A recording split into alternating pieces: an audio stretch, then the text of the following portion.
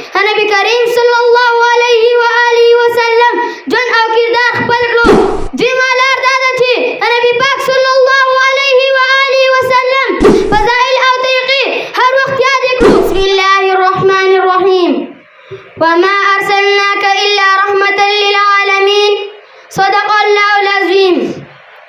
محترم استادانو، د بهر نه راغلو مېلمنو او زما خوږو طالبانو، السلام علیکم ورحمت الله وبرکاته.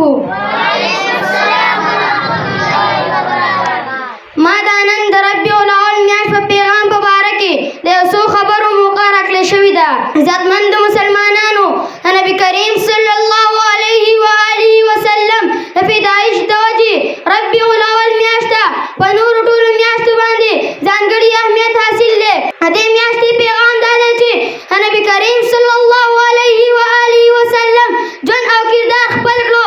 د سنتو خپلولو اوله لار دا ده چې نبی پاک صلی الله علیه و آله وسلم د کردار هر اړخ مونږه په خپل ژوند کې داسې ځای کړو چې څوک هم وویني چې دا د محمد مصطفی صلی الله علیه و آله وسلم عاشقان دي. عزیزان محترمو، دویمه لار دا ده چې نبی پاک صلی الله علیه و آله وسلم فضائل او طریقې هر وخت یاد کړو. یوازې د ربیع الاول میاشت په دوران کې نه، بلکې حقیقي تابعداري دا ده چې مونږه ټول کار یاد کړو او د محمد مصطفی صلی الله علیه و آله وسلم طریقې په خپل ژوند کې شامل کړو.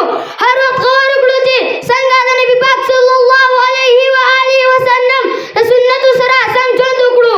محترمو مسلمانانو، د دې مبارکې میاشتې پیغام دا دی چې نبی کریم صلی الله علیه و آله وسلم سنتو باندې عمل وکړو.